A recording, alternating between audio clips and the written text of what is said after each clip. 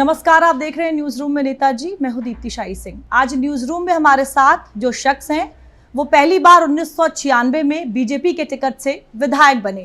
बात की जाए 2012 की तो 2012, 2017 और 2022 में लगातार 3 बार जीतकर उन्होंने हैट्रिक भी बनाई। उत्तर प्रदेश के बीजेपी के एक बड़े कद्दावर नेता के तौर पर जाने जाते हैं और अपने 34 साल के सियासी सफर में राजनीति में उन्होंने कई बड़े योगदान दिए हैं। हमारे साथ आज न्यूज रूम में जो शख्स हैं वो हैं उत्तर प्रदेश सरकार में कैबिनेट मंत्री धर्मपाल सिंह। नमस्कार सर, न्यूज रूम में आपका स्वागत है। आपको भी हमारी ओर से बहुत बहुत नमस्कार और धन्यवाद जी। सर, राजनीति में कैसे आना हुआ, कब सोचा पहली बार? देखिए, विद्यार्थी जीवन से ही राजनीति में एक छात्र राजनीति से ही एक रुझान हुआ और राष्ट्रीय स्वयंसेवक संघ से संपर्क होने के नाते हम लोग समाज, देश, राष्ट्र को समझने का काम करते रहे और वर्ष 1988 में पहली बार मैं मध्यमा ब्लॉक का ब्लॉक प्रमुख बना जी। और इससे पहले मैं भारतीय जनता पार्टी का मंडल अध्यक्ष था। इसके बाद निरंतरता में ये चीज़ें आगे बढ़ती रही। फिर मैं आंवला में कृषि उत्पादन मंडी का सभापति हुआ, ये भी निरंतरता में चलता रहा। फिर भारतीय जनता पार्टी के संगठन की राजनीति करते करते मैं जिले की राजनीति में क्षेत्रीय अध्यक्ष, इसके बाद भारतीय जनता पार्टी में प्रदेश का महामंत्री, प्रदेश का उपाध्यक्ष और विभिन्न राजनीतिक संगठनों पर भारतीय जनता पार्टी की जिम्मेदारी का निर्वहन करते हुए मैं काम करता रहा। वर्ष 1996 में पहली बार चुनाव लड़े और जीत हासिल हुई। तब से निरंतर मैं संघ का स्वयंसेवक होने के नाते भारतीय जनता पार्टी की राजनीति करता रहा। राजनीति मेरे लिए कोई धंधा नहीं है, राजनीति हमारे लिए एक ध्येय है। राजनीति के माध्यम से हम पंडित दीनदयाल उपाध्याय के सपनों को साकार करने का काम कर रहे हैं। सर, घर में ऐसे कौन था जिसके आप सबसे ज़्यादा करीब थे और पहली बार आपने किससे बताया कि आप राजनीति में जाना चाहते हैं? देखिए, हमारी माँ थी जी। पिताजी भी हमारे पंच रहे थे। तो पिताजी तो नहीं चाहते थे कि हम राजनीति में जाएं, वो चाहते थे कि हम पढ़ लिख कर अच्छी वकालत करें और वकालत के माध्यम से ही हम समाज की सेवा करें। लेकिन LLB तो हमने की, 1 साल वकालत भी की, लेकिन राजनीति का क्रम जिन वकील साहब के पास हम बैठते थे जूनियरशिप में, माननीय वीरेंद्र वर्मा जी स्वर्गवासी हो गए, उन्होंने कहा कि भाई तुम दाल रोटी अच्छी खाते हो, परिवार ठीक है, तुम कुछ समाज का काम करो, एक कॉलेज खोलो, विद्यालय खोलो। हमने अपने ही गांव में एक कॉलेज विद्यालय खोला। आज वो कॉलेज MSc AG और विभिन्न स्तर पर शिक्षा का एक अच्छा केंद्र है। और निश्चित रूप से मेरी मान्यता है, सरकार में रहकर भी खूब समझ में आया है कि गरीबी दूर रुपया अनुदान बांटने से नहीं हो सकती, गरीबी दूर मात्र शिक्षा से ही होगी। तो इसलिए हम शिक्षा का पूरा प्रयास कर रहे हैं, गरीब लोगों के बच्चे भी शिक्षित हों, शिक्षित होकर वो आगे बढ़ें और विकसित हों, ऐसा हमारा प्रयास है। सर, आपने छात्र जीवन से ही राजनीति की शुरुआत कर दी थी, भले ही सियासी राजनीति की शुरुआत बाद में की। ब्लॉक प्रमुख से लेकर कैबिनेट मंत्री तक का जो एक लंबा सफ़र रहा, किस तरह की चुनौतियां नज़र आई आपको और कह सकते हैं कि इन संघर्षों के बीच जो एक सबसे बड़ी सीख मिली आपको, वो क्या रही? देखिए, वास्तव में राजनीति एक संघर्ष तो है और इसमें परिवार को भी बड़ी कठिनाई उठानी पड़ती है। जब विपक्ष के द्वारा झूठे मुकदमे दर्ज कराए गए, परिवार भी उसमें संलिप्त रहा, परिवार के लोग भी झूठे मुकदमों में जेल जाने का काम किया, तो भाइयों ने कहा कि भाई अब राजनीति मत करो, घर बैठो, कोई काम मत करना और इसलिए हम संकट हम नहीं झेल पाएंगे। लेकिन चलता रहा क्रम। तो हमारी माँ ने हमको बहुत, पढ़ी लिखी तो नहीं थी लेकिन समझदार बहुत थी, तो उन्होंने मुझे बहुत प्रोत्साहित करने का काम किया कि तुम ऐसे ही काम करो, समाज का काम करो, गरीब लोगों के लिए न्याय देने का जितना भी संघर्ष हो उतना करते रहो। सर, हर बार जब हमारे न्यूज़ रूम में कोई नेता आते हैं वो ये इस बात का जिक्र ज़रूर करते हैं कि परिवार का बहुत सपोर्ट मिला, और हर बार मैं उनसे ये सवाल करती हूँ कि आपने परिवार को कितना समय दिया? क्या आप दे पाए उतना समय जितना आपको देना चाहिए था? बहुत कठिन प्रश्न है। पत्नी की, बच्चों की, परिवार की ये शिकायत रहती है हमेशा कि हमें समय नहीं मिला और हम दे भी नहीं पाए। हमारा जो पारिवारिक बायोग्राफी की बात आ रही है तो सच में हमारी पत्नी ने कहा, हमारे 3 बेटे हैं, कि हम अपने किसी बच्चे को राजनीति में नहीं जाने देंगे, और दुर्भाग्य से वो राजनीति में चला भी गया तो उसकी शादी नहीं करेंगे। तो परिवार में कठिनाई रही, समय जितना चाहिए उतना नहीं दे पाए। लेकिन भारतीय जनता पार्टी की राजनीति एक देवतुल्य राजनीति है, कोई कठिनाई नहीं, परिवार भी ठीक है, राजनीति का जो ध्रुव मेरे दिमाग में है वो भी ठीक है। तो सब ऊपर वाली शक्तियाँ बहुत काम करती हैं। भारतीय जनता पार्टी दैवीय पार्टी है जिसमें सब ठीक ठाक रहता है।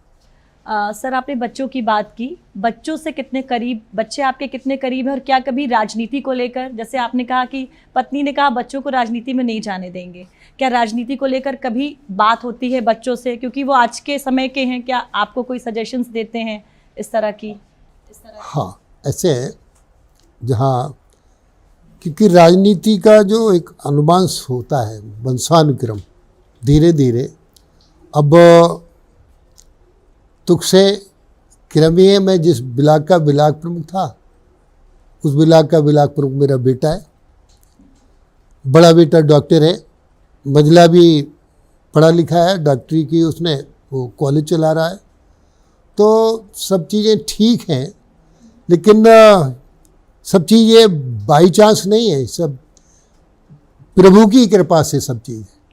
बिल्कुल। सर, आपने आरएसएस की बात की कि आप लंबे समय तक आरएसएस से जुड़े भी रहे, लेकिन अभी हाल ही में जब हम देखते हैं तो विपक्ष के कई नेताओं ने आरएसएस को लेकर बड़े बयान दिए। कैसे देखते हैं उसे आप? यहाँ तक कि आरएसएस को आतंकवादी संगठन भी बोला गया। राष्ट्रीय स्वयंसेवक संघ वास्तव में एक ऐसा सामाजिक संगठन है जो समाज, देश और राष्ट्र को दिशा देने का काम करता है, और ये दुनिया का सर्वश्रेष्ठ संगठन है। मनुष्य का निर्माण कैसे हो, समाज का निर्माण कैसे हो, परिवार कैसे चले, हमारा मतलब पारिवारिक जीवन शैली कैसी हो, ये राष्ट्रीय स्वयंसेवक संघ बताने का काम करता है। क्या अच्छा है, क्या बुरा है, क्या राष्ट्रीय है, क्या अराष्ट्रीय है, क्या देशभक्ति है, क्या देशद्रोह का काम है। समाज, देश, राष्ट्र का निर्माण यदि कोई करता है तो राष्ट्रीय स्वयंसेवक संघ करता है। जो लोग आलोचना करते हैं वो राष्ट्रीय स्वयंसेवक संघ को बेहतर नहीं जानते। सर, पशुधन विभाग आपके पास है, खासतौर से विपक्ष जो है आवारा पशुओं को लेकर बार बार सदन में भी सवाल उठाता रहता है, उनको लेकर क्या कुछ ब्लूप्रिंट जो है वो सरकार बना रही है?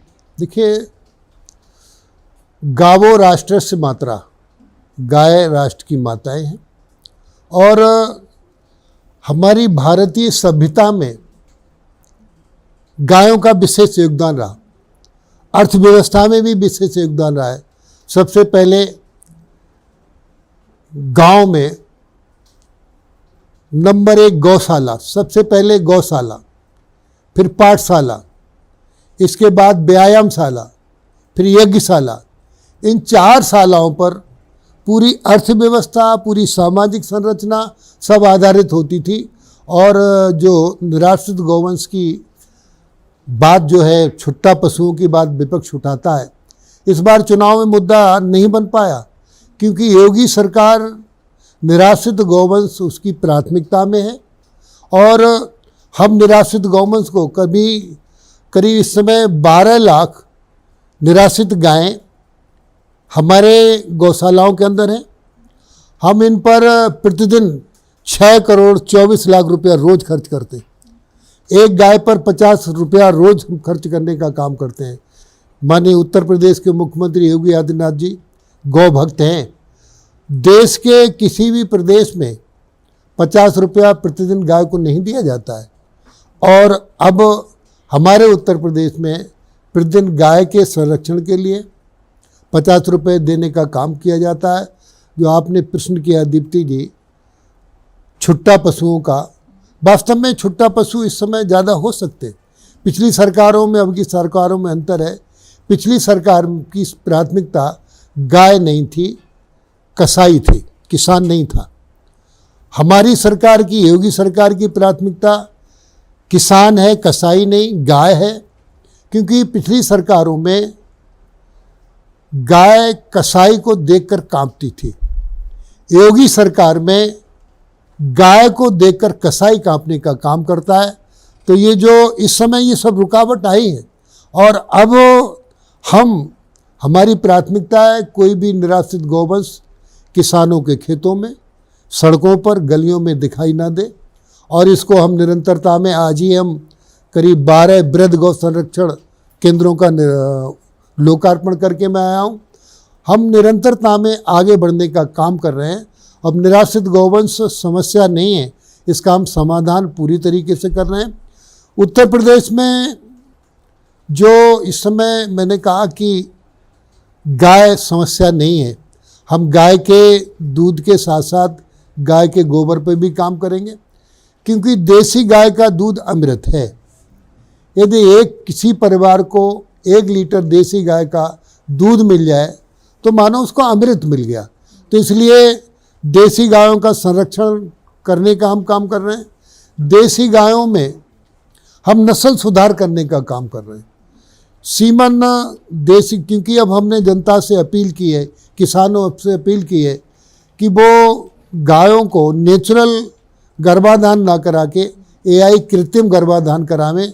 इसमें हम गिरी गाय, साहिवाल गाय, थारपारकर गाय, हरियाणवी गाय, गंगा तीरी गाय, इन सब गायों का सीमन फ्री दे रहे हैं। जो देसी गाय 1 लीटर 2 लीटर दूध देती है, दूध देने के बाद किसान इसलिए छोड़ देता है कि वो गाय दूध कम दे रही है। अब जब हम इसकी नस्ल सुधार कर देंगे तो 1 लीटर 2 लीटर दूध देने वाली गाय 8 या 10 लीटर दूध देगी। और इसमें हम और भी अच्छी योजनाएं, एक योजनाओं में राष्ट्रीय गोकुल मिशन के माध्यम से एक 2 उन्नतशील किस्म की देसी गायों की 200 गायों की योजना है। ये 4 करोड़ की है। इसमें ब्रीड बनाकर अच्छी बछियां पैदा करके देने का काम किया जाएगा और इसमें 2 करोड़ रुपए का अनुदान है। हम अभी नंदिनी कृषक समृद्धि योजना लाए हैं। इसमें 25 गायों की एक स्कीम है, 50 गायों की स्कीम है, 50 गायों की 64 लाख की स्कीम है। इसमें 32 लाख का अनुदान है। 25 गायों की 22 लाख की स्कीम है, इसमें आधे का अनुदान है।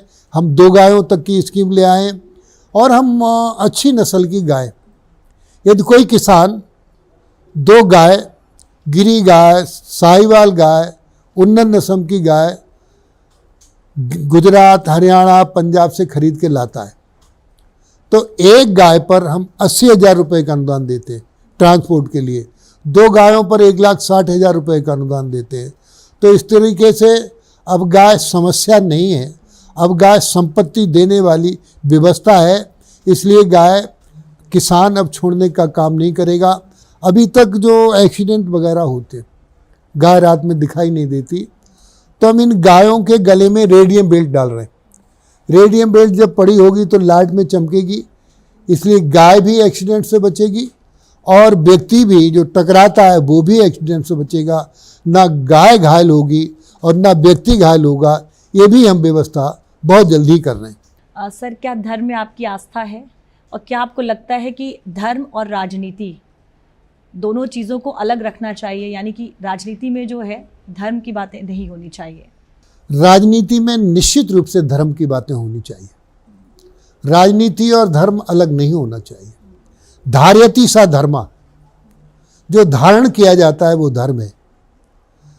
मुंह का काम है अच्छा बोलना, आंखों का काम है अच्छा देखना, कानों का काम है अच्छा सुनना, यही धर्म है।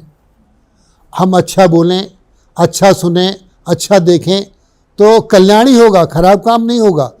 महात्मा गांधी जी ने भी कहा था कि राजनीति को धर्म से जुड़ना चाहिए। जो व्यक्ति धर्म से जुड़ा है वो अनैतिक काम नहीं करेगा, वो समाज को ठीक से रखने का काम करेगा। इसलिए राजनीति और धर्म दोनों अलग नहीं होना चाहिए। सर, हाल ही में देखिए सनातन धर्म को लेकर तमाम तरह की जो टिप्पणियां हैं वो की जा रही हैं, इसे कैसे देखते हैं आप? सनातन धर्म कोई धर्म नहीं है, एक सभ्यता है। ये सभी के लिए अनिवार्य है, सभी के लिए मान्यता है। सनातन धर्म में और वास्तव में जो सनातन धर्म का विरोध करते हैं वो विधर्मी हैं। वो इस देश को, इस समाज को, राष्ट्र को नहीं जानने का काम करते हैं। सनातन धर्म तो एक श्रेष्ठ धर्म है। सर, 34 साल के लगभग का आपका जो सियासी सफ़र रहा है वो रहा है, लेकिन इस लंबे सफ़र में अभी भी क्या लगता है आपको, ऐसे क्या कुछ काम जो हैं वो बचे रह गए जो आने वाले समय में आप करना चाहते हैं एक राजनीतिक के तौर पर? देखिए, राजनीति समय की आवश्यकता है। मैं जिस विधानसभा से चुनकर आता हूँ औला, वहाँ पहले मैं विधानसभा की बात इसलिए कह रहा हूँ कि उस विधानसभा की जनता को मैं बधाई दे रहा हूँ जो उन्होंने मुझे चुन के भेजा है, जिसका दीप्ति जी मेरा साक्षात्कार जनता के लिए दिखाने का काम कर रही हैं। तो औला की जनता को मैं पहले बधाई देता हूँ। उन्होंने खराब समय में भी भारतीय जनता पार्टी का प्रत्याशी होने के नाते मुझे जिताने का काम किया है। औला के प्रत्येक गांव में सड़क है, ज़्यादा सभी गांव में विद्यालय का प्रबंध है, अस्पतालों का भी हमने प्रबंध कराया है। 350 गांव में, सभी गांव में विद्युत की व्यवस्था है, सिंचाई के साधन हैं, सरकारी नलकूप भी लगे हैं, नहरें हमारे यहाँ नहीं है। और इस तरीके से अभी हमने 3 बड़ी फैक्ट्रियां लगवाने का काम किया है जो किसान से ही जुड़ी हुई हैं। किसान सुखी तो सब सुखी और किसान दुखी तो सब दुखी। ये कृषि हमारे देश की अर्थव्यवस्था है। मैंने पहले ही कहा, खेती है तो पशु है और पशु है तो खेती है। जो मेरे पास विभाग है पशुधन और दुग्ध विकास, ये महत्वपूर्ण विभाग है। मैं अब उसी पर आ रहा हूँ कि इस समय अपनी औला विधानसभा में एक बड़ी dairy industry, Bareilly dairy industry लग रही है जो 1000 करोड़ की डेयरी इंडस्ट्री लग रही है, बहुत बड़ी। एथेनॉल मिल एक लग रही है जो किसान का मक्का, गला सड़ा अनाज, सब्जी ये सब खरीद कर एथेनॉल बनाने का काम करेंगे। तीसरी, डालमिया की एक चीनी मिल बड़ी लग रही है, ये भी किसानों से जुड़ी सब चीज़ें हैं। तो औला का ही किसान नहीं, बरेली मंडल और प्रदेश का किसान इन फैक्ट्रियों से सफल होगा। मैं आपके चैनल के माध्यम से बधाई देना चाहता हूं उत्तर प्रदेश के मुख्यमंत्री योगी आदित्यनाथ जी को, जो उत्तर प्रदेश में 3 व्यवस्थाएं बहुत बेहतर हैं। Number 1 safety, number 2 connectivity, number 3 electricity. आज कानून की व्यवस्था बेहतर है। पहले उद्यमी उत्तर प्रदेश से आने में डरता था कि कहीं उसका अपहरण ना हो जाए, कहीं फिरौती ना मांगने लगे। आज जो हम फैक्ट्रियां लाए हैं 3, वो सब विदेश में पूंजी निवेश कर रहे थे। उत्तर प्रदेश की कानून व्यवस्था अव्वल है, बेहतर है, इसलिए उत्तर प्रदेश में पूंजी निवेश हो रहा है, फैक्ट्रियां लग रही हैं, लोगों को रोजगार मिलने का काम हो रहा है। आज कानून व्यवस्था अच्छी है। कनेक्टिविटी, एयरवेज, रेलवेज, रोडवेज, ज़्यादातर जिलों में हवाई अड्डे बने, अब हाईवे नहीं बन रहे हैं, एक्सप्रेस वे बन रहे हैं और यातायात के साधन अच्छे हैं। बिजली 24 घंटे रह रही है, गांव को 18 घंटे, शहरों को 24 घंटे। तो इस तरीके से उत्तर प्रदेश आज उत्तम प्रदेश बना है, जिसके नाते उद्योग भी ठीक है और खेती भी ठीक है, व्यवस्थाएं भी ठीक हैं, व्यापार भी ठीक है। सर, क्योंकि हम सभी इंसान हैं, हम सभी के मन में कोई ना कोई एक डर ज़रूर होता है। क्या आपके मन में भी कोई एक ऐसा डर है किसी चीज़ को खोने को लेकर, या कोई भी ऐसा डर कि? देखिए, हमारे यहाँ डर को ख़त्म करने की एक व्यवस्था है। दीप्ति जी, आपको भी कभी डर लगे तो मैं बता रहा हूँ, उस व्यवस्था को मन में कभी भी विचार कर लेंगी तो डर बिल्कुल लगेगा ही नहीं। सभी को बता रहा हूँ, संकट से हनुमान छुड़ावे, मन क्रम वचन ध्यान जो लावे। आप कभी डर लगे तो हनुमान जी का नाम ले लीजिए। और हमारे देश में दो देवता साक्षात दिखाई देते, एक गंगा मैया और एक हनुमान जी, तो ये दोनों से ही उद्धार हो जाएगा। दीप्ति, कभी डर नहीं लगेगा। सर, जब आप खाली होते हैं तो, क्योंकि ज़्यादातर जो भी नेता यहाँ पर आते हैं वो यही बताते हैं कि वक्त होता नहीं है, मिलता ही नहीं है, लेकिन बावजूद इसके कभी आपको वक्त मिले तो आपको क्या करना पसंद है अपने लिए? सच है, जो नेता यहाँ आते हैं वो सही कहते हैं, जीवन छोटा है, स्वांग बहुत, समय बहुत कम है, काम बहुत ज़्यादा। अखबार भी हम रात को पढ़ते, अपने निजी सोने के समय में अखबार देखते हैं। ना हमारा खाने का समय, ना जागने का समय, ना सोने का समय। समय ही महत्वपूर्ण है। दुनिया में सब चीज़ मिल जाती है, गया हुआ समय नहीं मिलता है। इसलिए मैं सभी से, उत्तर प्रदेश की जनता से भी अपील करूंगा कि समय के महत्व को समझने का काम करें और अपना काम समय में ही करें। किसान समय पर खेती में बीज बोएगा, अच्छा उत्पादन होगा। हर व्यक्ति समय का पालन करेगा तो वो तरक्की करेगा। और समय बहुत महत्वपूर्ण है। समय का सम्मान प्रभु श्री राम ने भी किया था। वो जानते थे आगे क्या क्या होने वाला है, लेकिन उन्होंने समय का सम्मान किया था। आज प्रभु श्री राम हमारी प्रेरणा के केंद्र हैं। हम उनको प्रेरक रूप में मानकर उनके बताए मार्ग पर चलने का काम करते हैं। सर, हाल ही में अभी उत्तर प्रदेश में कुछ एनकाउंटर्स हुए जिनको लेकर विपक्ष लगातार सवाल खड़े करता रहा, यहाँ तक कि ये भी कह दिया कि ये एसटीएफ नहीं है, स्पेशल ठाकुर फोर्स है। इस पर आपकी क्या? देखिए, न्याय सबको, तुष्टिकरण किसी को नहीं। जो गलती करेगा उसको दंड मिलेगा। हिंदू गलती करेगा तो हिंदू को दंड मिलेगा, मुस्लिम गलती करेगा तो मुस्लिम को दंड मिलेगा।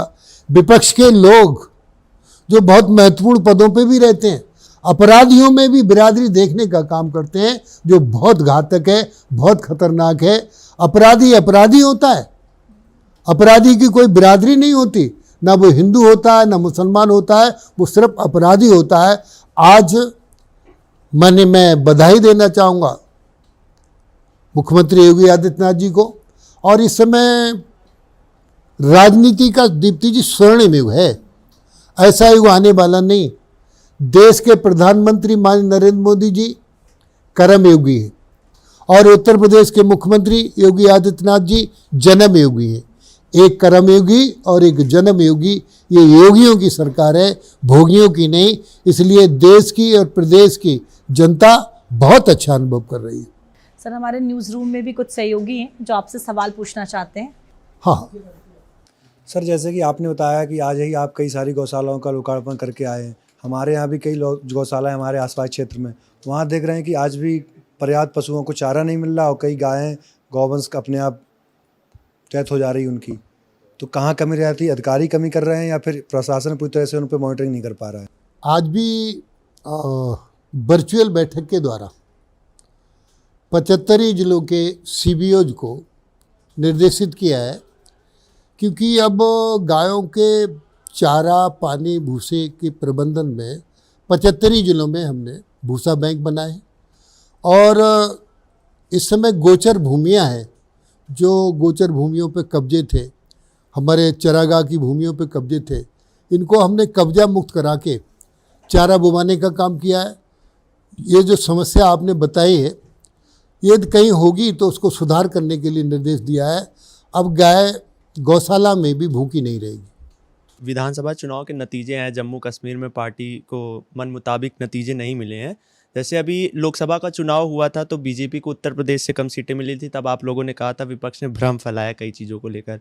अभी धारा 370 हटाने के बाद चुनाव हुआ, विपक्ष ने कहा कि हम इसे जीतने के बाद लागू करेंगे, जबकि ऐसा संविधान को देखते हुए नहीं लागू किया जा सकता जब तक केंद्र सरकार नहीं चाहेगी। तो विपक्ष ने एक प्रकार से इस बार भी भ्रम फैलाया। अब यूपी में भी उपचुनाव है, विपक्ष फिर से ऐसा नैरेटिव सेट कर सकता है, तो इसको लेकर क्या तैयारी है और इस पर क्या कहेंगे?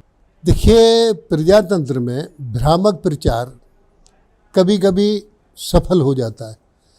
कश्मीर और जम्मू की जो आपने बात करी है, कश्मीर की बात कही है, आज नहीं तो कल निश्चित रूप से धारा 370 का प्रभाव जरूर होगा। जो नई पीढ़ी है पढ़ी लिखी, मैं कश्मीर में बिफोर लास्ट ईयर था, रात को करीब 11 बजे जब मैं घूमने गया तो एक लड़की घूम रही थी जैसे हमारे यहाँ लखनऊ में या कहीं घूम, निर्भय होकर। मैंने उसे कहा बेटी इधर आओ, बात की। हमने कहा तुम्हें डर नहीं लगता? तो उन्होंने कहा मुझे कोई डर नहीं लगता और अब मैं उद्योग से और व्यापार से जुड़ने का काम कर रही हूँ। जो नई पीढ़ी है कश्मीर की, वो सब हमारे लखनऊ की तरह, हमारे बरेली की तरह और उत्तर प्रदेश में अन्य ज़िलों की तरह वो कश्मीर में अनुभव कर रही है। पुराने जो लोग हैं वो दकियानूसी कुछ रहे होंगे। तो मैंने कहा आज नहीं तो कल निश्चित रूप से भारतीय जनता पार्टी वहाँ सफल होगी। और जहाँ उत्तर प्रदेश में नैरेटिव सेट करने की बात हुई, निश्चित रूप से हमारी जो 10 विधानसभा के उपचुनाव हैं, भारतीय जनता पार्टी उन 10 उपचुनाव को जीतने का काम करेगी और विपक्ष को मुंह तोड़ जवाब देने का काम उत्तर प्रदेश में किया जा रहा है। सर बहुत बहुत धन्यवाद हमारे साथ बात करने के लिए और न्यूज़ रूम में आने के लिए। हमारी ओर से भी आप सबको बहुत बहुत बधाई और धन्यवाद। तो हमने आज बात की उत्तर प्रदेश सरकार में कैबिनेट मंत्री धर्मपाल सिंह जी के साथ, जिन्होंने बड़ी ही सादगी के साथ हमारे तमाम सवालों के जवाब दिए। न्यूज़ रूम में नेताजी के अगले एपिसोड में किसी नए नेता के साथ आपसे फिर मुलाकात होगी। नमस्कार।